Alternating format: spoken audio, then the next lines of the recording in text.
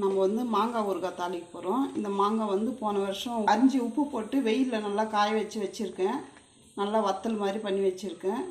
அப்படியே இருக்குது இது. இப்போ வந்து தாளிக்கலான்னு எடுத்து வச்சுருக்கேன். எப்படி தாளிக்கிறதுன்னு பார்க்கலாம்.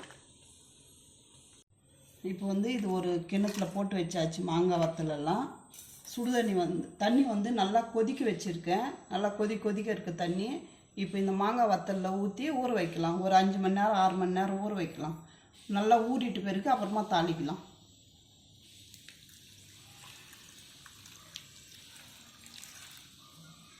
இது ஊறின பிறகு இந்த தண்ணிக்கு மாங்காய்க்கு கரெக்டாக போயிடும். ஊறின பிறகு உங்களுக்கு எப்படி இருக்குன்னு காட்டுறேன் நான். அப்புறமா தாளிக்கலாம். சுடுதண்ணி ஊற்றி இது ஊற வச்சுருந்தேன். ஒரு நாள் ஃபுல்லாக ஊறி இருக்குது. ஒரு ராத்திரி ஒரு பகல் ஊறி இருக்குது. நல்லா ஊறிடுச்சு. லைட்டாக கொஞ்சமாக தான் தண்ணி இருக்குது. அப்படியே இருக்கட்டும். இப்போ வந்து ஊறுகாய் எப்படி தாளிக்கிறதுன்னு பார்க்கலாம்.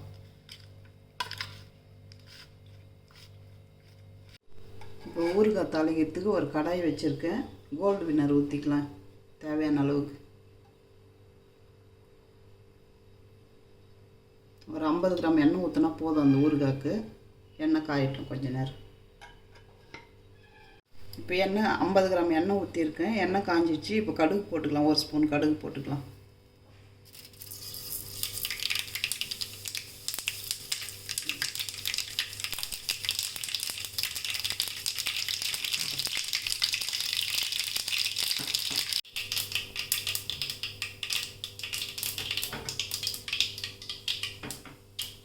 கடுகு இப்போ நல்லா பொரிஞ்சிச்சு. இப்போ கேஸ் ஆஃப் பண்ணிக்கலாம்.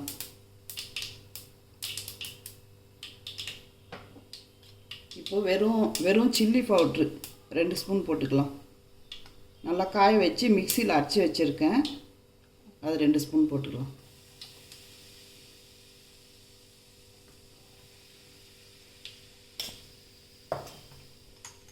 அப்புறம் வெந்தயம் வறுத்துட்டு பொடி பண்ணி வச்சுருக்கேன். அது ஒரு 1/2 ஸ்பூன் போட்டுக்கலாம்.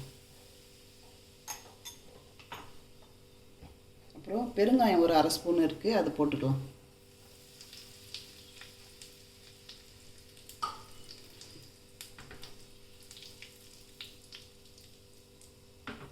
நல்லா கொஞ்ச நேரம் ஆறணும். இது ஆறின பிறகு எப்படி கலக்கிறதுன்னு காட்டுறோம் உங்களுக்கு. இப்போ தாளிச்சதெல்லாம் நல்லா ஆறி போச்சு. இப்போ மாங்காய் ஊற வச்ச மாங்காய் அதில் போட்டு கலந்துக்கலாம். நல்லா ஊறின பிறகு தான் எப்பவுமே தாளிக்கணும். ஒரு நாள் ஃபுல்லாக ஊறி இருக்குது. ஒரு ராத்திரியும் ஒரு பகலும். இப்போ தாளிச்சதெல்லாம் நல்லா ஆறி போயிருக்கு. வெறும் மாங்காய் வத்தல் மட்டும் எடுத்து போட்டுக்கலாம் தண்ணி இல்லாமல்.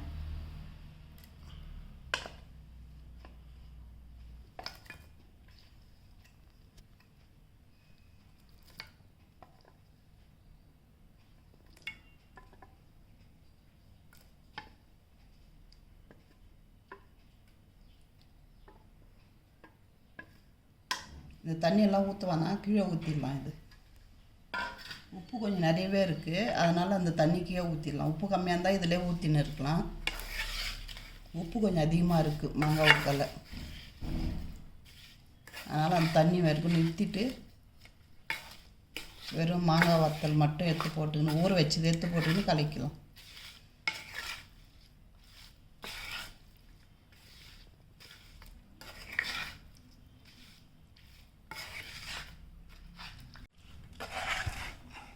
இது வந்து கையே போடக்கூடாது. கை போட்டால் கெட்டு போயிடும். ஸ்பூனில் தான் எடுக்கணும். ஒரு கண்ணாடி பாட்டிலில் போட்டு வச்சுக்கணும். இதை போட்டு வச்சுன்னு ரொம்ப நாள் இருக்கிற மாதிரி இருந்துச்சுன்னா வெயிலில் எப்பாச்சும் ஒரு வாட்டி வெயிலில் வச்சு எடுத்துன்னு வந்து வீட்டில் வைக்கணும். அப்படியே மூடியே வச்சிருக்கக்கூடாது. கொஞ்ச நேரம் வெயிலில் ஓப்பன் பண்ணி வச்சா கூட போதும். சீக்கிரமாக காலியாகிறதா இருந்தால் அந்த மாதிரிலாம் வைக்க தேவையில்லை. 2 மாதம் 3 மாதம் அப்படி இருக்குன்னா கொஞ்ச நேரம் வெயிலில் வச்சு வைக்கணும். அவ்வளோதான். நல்லா மாங்காய் ஊறுகாய் போட்டு கலந்தாச்சு. எண்ணெய் நிறைய தேவையில்லை மாங்காய் ஊறுகாய்க்கு.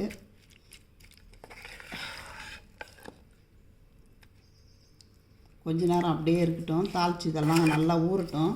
அப்புறமா ஒரு கண்ணாடி பாட்டிலில் போட்டு வச்சுக்கலாம். இந்த மாங்காய் ஊறுகாய் நான் தாளிச்சது உங்களுக்கு பிடிச்சிருந்தா லைக் பண்ணுங்கள், ஷேர் பண்ணுங்கள், சப்ஸ்கிரைப் பண்ணுங்கள்.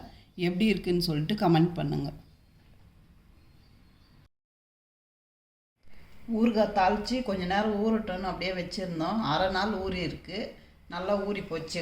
தாளிச்சதெல்லாம் காரம், பெருங்காயத்தூள், வெந்தயத்தூள் எல்லாம் போட்டு தாளித்து கொட்டியிருக்கு. நல்லா ஊறி போச்சு அரை நாள். இப்போ வந்து ஒரு கண்ணாடி பாட்டிலில் க்ளீனாக கழுவி எடுத்து வச்சுருக்கேன். அது போட்டு வச்சுக்கலாம்.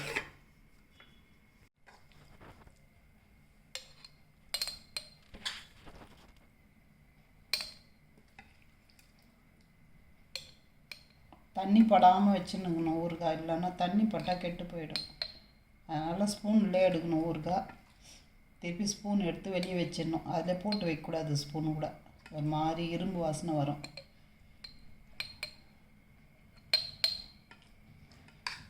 ரொம்ப டேஸ்ட்டாக இருக்குது ஊறுகாய். சாப்பிட்டு பார்த்தேன். ஊறுகாயெல்லாம் பாட்டிலில் போட்டு வச்சுட்டேன். இப்போ மூடி போட்டு மூடி வச்சுக்கலாம். வேணும்னும் போது ஒரு ஊறுகாய் வச்சுன்னு சாப்பிட்லாம். சாம்பார் சாதத்துக்கு, தயிர் சாதத்துக்கெல்லாம் ரொம்ப நல்லாயிருக்கும். நீங்களும் தாளிச்சிட்டு வச்சுன்னு சாப்பிட்டு பார்த்துட்டு எனக்கு கமெண்ட் பண்ணுங்கள்.